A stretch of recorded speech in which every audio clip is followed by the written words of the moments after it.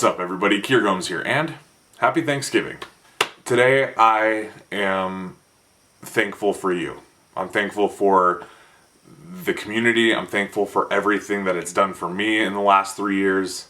When I started YouTube, I did not know anybody. I didn't know other YouTubers. I didn't know what I was doing. I didn't know where I wanted to go with YouTube. To be honest, at the time, I wasn't even aware of this kind of fantastical magic community that existed online.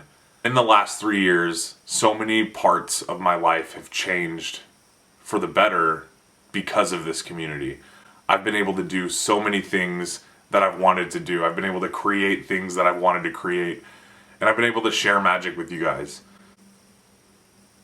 It sucks that it takes a day like Thanksgiving to really be reminded of how thankful you are for something. Looking back is weird because a lot of times you remember things that happened, but you don't remember how you felt. When I started making videos, when I started this channel, and when I kind of started trying to get into this community, I had no idea that by now I'd be producing my second deck with one of my best friends. I had no idea that I would be working a job within the community. All of this seemed so far away, and for those of you that can relate, this episode specifically is for you. Now I'm going to get into the Q&A, but before I do, I just want to let you guys know that this is not lost on me. Everything that this small piece of the community has brought me, it is something that I think about. It is something that I'm always going to be thankful for. But if you're watching this video, just know that you are one of the reasons that I'm even able to make this video, or put out a deck of cards, or even afford the camera that I'm using to shoot it. I mean, everything is because of the thousands of you that have watched my videos over the years, the thousands of you that have bought my playing cards. And I'm just like, what? Like, we all, in this community, we all want that. And I'm just so thankful.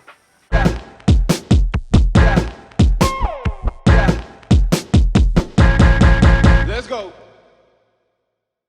Also, as promised, I am announcing the winners of the giveaway from my last Q&A. So if you guys remember, I was giving away 3 decks of signed Slow Hands playing cards. I know I said that I would sign the cellophane or open them and sign them, but the Sharpie that I used was not sticking to the cellophane, so I already opened them and I did sign the front. However, if you are one of the winners and you want me to sign one of the individual cards, just let me know. I'll open it up and do that. So the first deck is going to be going to Lee, and Lee's question was, if I win, would you be interested in seeing a house of cards built out of the Slow Hands V1? Well, Lee, the answer is hell yeah, I would be interested in seeing that, and you can now do it because you have won a Slow Hands deck. The next winner is going to be Pepper544. Pepper's question was, is there any back colors that you would completely avoid for Slow Hands decks? The answer to that is no. There's no colors that I would completely avoid. There are colors that I don't really see myself using on a deck of cards that I'm working on, but I can always be swayed, and I think if the design is good and it works well with the color, then anything's on the table. And finally, our third winner of a signed Slow Hands V1 is Cody Bailey, and Cody wants to know which would win in a race, the hand snail or the hand tortoise. I think the hand tortoise would win. Slow and steady wins the race. So if you look at the story of the tortoise and the hare, only it would be the tortoise and the snail, and hopefully the persistence of being a larger creature would overcome the snail. You know what? Ask Nick. He's the science guy. He probably knows. So to Lee, Pepper, and Cody, please go ahead and get in contact with me and claim your signed Slow Hands deck. Now, one thing I do ask is that if you are international, that you pay for the shipping, but other than that, this will be no cost to you. Okay, now before we get into the rest of the Q&A, let me just take you guys through a little bit of what's going on with Slow Hands V2, because as most of you have noticed, the process of us creating this deck was a lot different from what we did for the V1. Now, something that I get asked pretty much on the regular, I mean, I'm talking, if not daily, then absolutely a couple times a week, is I get asked how you would go about making your very first deck of playing cards. Now, the idea of having just the concept, not having a design, not knowing anybody in the community, it can be so baffling. If your goal is to create a deck of playing cards and you've just entered this vast world of Magic and cardistry and playing cards on the online platform, it can be very daunting. And the number one thing that I encourage everybody to keep in mind is Kickstarter exists for people like that. The reason we did SLOWHANDS V1 through Kickstarter was for that exact reason. Neither Nick or I really knew how many of these decks we were going to be able to sell. We just knew that we had a cool idea and we were interested in sharing it with you guys.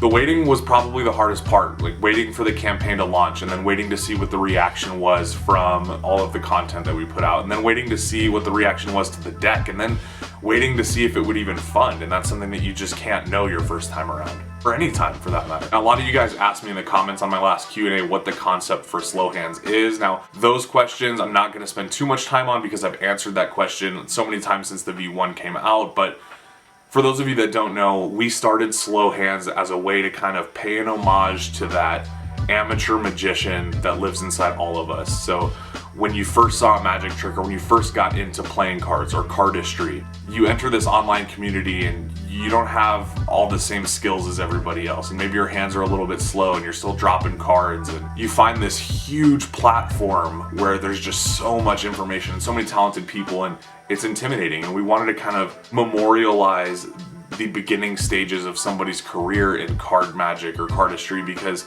those are the things that truly make us love it so much. And I wanted to capture that into something that helps tell my story.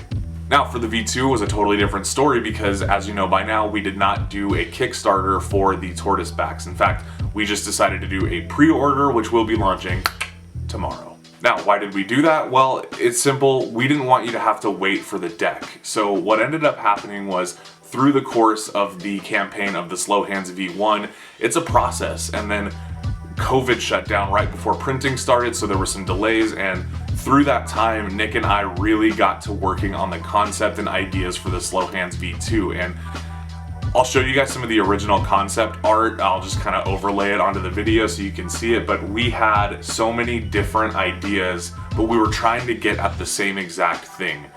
Every idea that we had was just a step closer to the real design that we just had to find. It was way easier this time for us to design the deck because we had so many ideas and concepts. We knew we wanted to do a tortoise. We knew we wanted the deck to be some kind of blue or green. So we kind of just had a lot of the fundamental steps already taken care of. So the deck basically just, when it came time, it just came together. And since we finished it, by the time people were getting their SLOWHANDS V1 and all those amazing deck reviews and content and stuff was coming out, we were already almost done with V2. We didn't want you guys to have to wait another year for the V2 to come out and go through the process of the Kickstarter. So that actually brings me to another thing that I'm extremely thankful for this year, and that is the opportunity that I had to join the team at the House of Playing Cards and get a job within the community that allows me to stay connected to everybody and allows me to meet new people and work with cards. And ultimately that ended up getting us the ability to print the deck without having to use Kickstarter through producing it at the House of Playing Cards.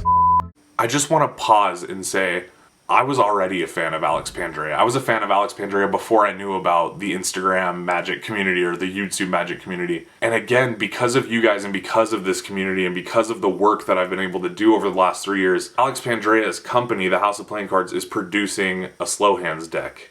And you guys, I mean, 3 years ago, I was just some dude in his mid-20s who wanted to do card tricks on YouTube. So that's proof that literally all it takes is just consistency. Put out the content, put yourself out there, because eventually people will notice and the things that you want to do will seem a lot easier.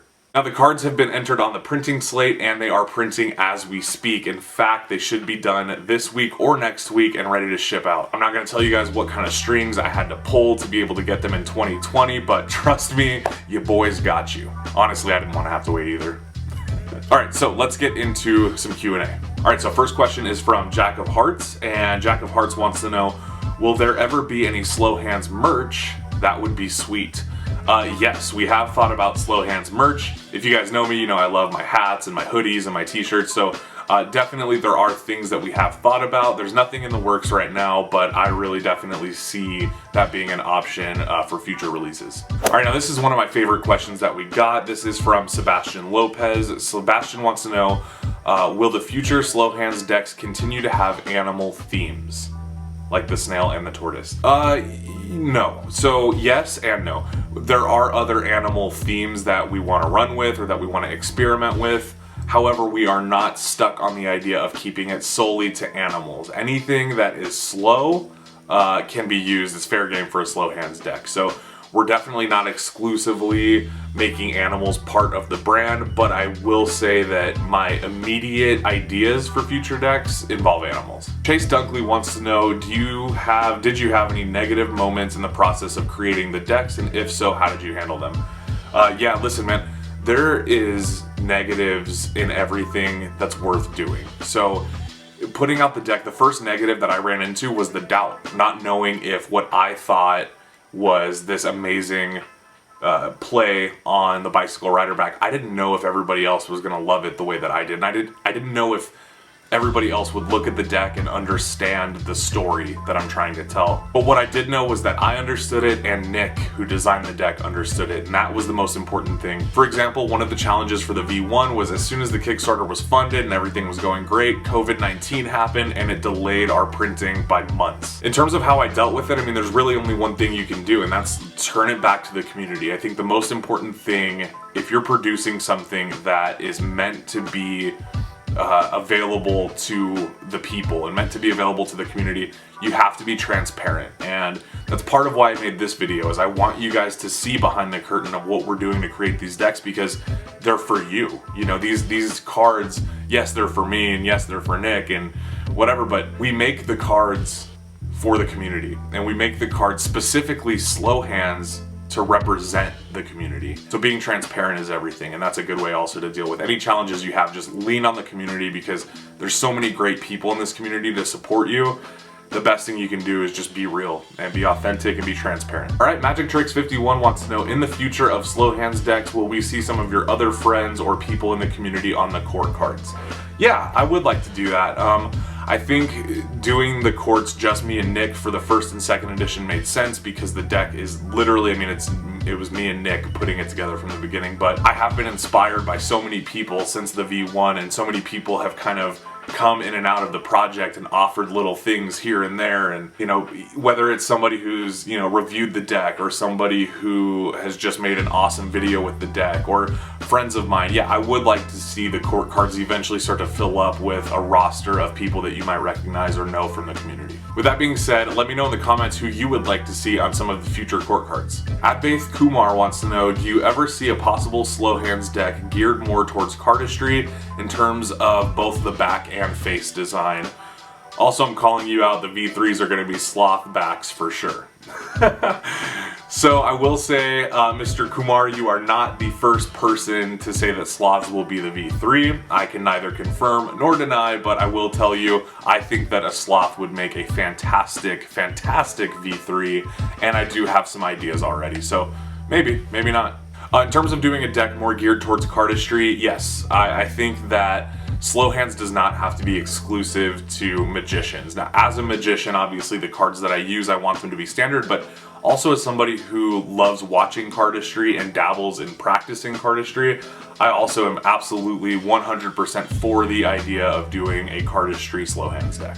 Hit me up if you got ideas. Vanna Nim, who is a very, very frequent commenter on my videos, I really appreciate that, bud.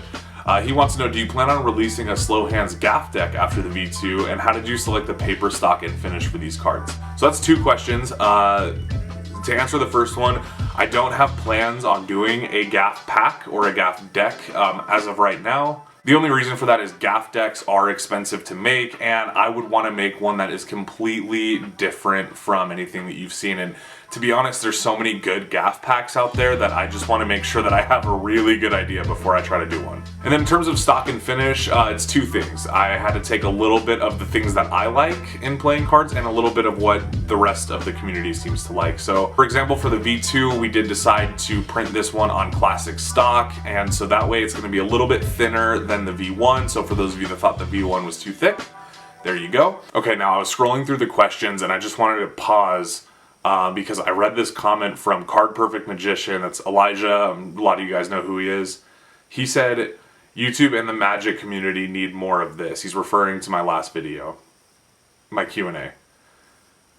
People being raw. I love seeing more of the real you. Super cool. Definitely excited for Slow Hands and Generation 1. If you guys didn't know, Generation 1 is another deck that I'm working on with my buddy Luke. I just want to say, Elijah, thank you for saying that. I actually made a conscious decision when I set up my new studio that I wanted my videos to be a little bit more transparent, a little bit more real, a little bit more raw, and a little bit less scripted sounding. So I do appreciate you saying that, because I think there is this insecurity that I have of my videos being good and always wanting people to like them and find them interesting. So it helps when people who also make great videos like you say that. And Elijah's question is, would I ever revisit animals for Slow Hands, like revisit the tortoise or the snail? Yes, I love that idea. I think it would be cool to eventually bring the snail back for something. I mean, there's probably going to be a blue version of this deck. Just so you guys know, I love it so much that I need it in blue. But I would like to see the snail in a different context too, in a different design. So yeah, maybe. All right, Chinu Ebi wants to know what part of Slow Hands V2 describes me. I mean, the whole thing really describes me. It's my deck, my personality went into it, my preferences, my specs went into it. But if there was one thing that I had to say resonates with me the most, or if there was one thing that you could look at the deck and say, wow, that's Kier, it would obviously be the King of Clubs. The King of Clubs literally describes me because it has my face on it, drawn by Daniel Schneider, so you know it's accurate. But honestly, no, the whole deck describes me. I think the piece of it that has the most of my soul embedded into it is just the concept of what the brand stands for. All right, now here's a question that I'm sure a lot of you guys are curious about. And this is from Vicente Silva. What is your favorite thing about having your own deck of cards? I mean, there's obvious benefits, so I want to be 100% real with you guys. One of the benefits is just having my own cards, you know, having a deck that I can pick up off the shelf and know, like, this is mine, I made this. Obviously though, to me, the biggest benefit of having your own deck is actually seeing how people like it. Anybody who's created a deck knows that there's very few moments that are comparable to when your first deck is done and you see that first person receive it, and you see that picture, or you see that first deck review of your deck and somebody loves it. So seeing the way that you guys feel about the cards is really the best part for me. But also having like free decks is pretty cool. Matt Morgan wants to know, how many of the V1s did we print, and did we increase the amount for V2? Yes. So for the first edition, we printed 1,500. We were originally just going to do 1,000, but we ended up selling over, so we had to print more. And for the V2, we did 2,500. So we increased the print run by 1,000, which will make these cards more available than the V1. And because we printed more, they're actually cheaper for you guys. So luckily, they will not be $15 retail like the V1. In fact, if you get them tomorrow, they're only $11, baby. Halem Casey wants to know, have I ever thought about making a luxury Slow Hands deck with emboss and foil? Also a sloth or koala would be sick. Yes, thank you. Sloth, got it. The thing about a luxury Slow Hands deck is, yes, I've thought about it, but it's really, really expensive to make a luxury version of something like gilding and foiling and stuff. It's very expensive, so yes, I would like to do it, but I think I would like to do it as a very special event for Slow Hands, and in the near future, and definitely a Kickstarter. Alright guys, I think that's going to be all the questions for today, but today's video is not done. Oh no. I actually want to take some time right now out of this video, and I'm speaking directly to anybody who's new within the community, or maybe not new, but maybe still finding their way within our community. Number one, I am here for you. I'll be your friend. It's hard to make friends in the community. I will be your friend.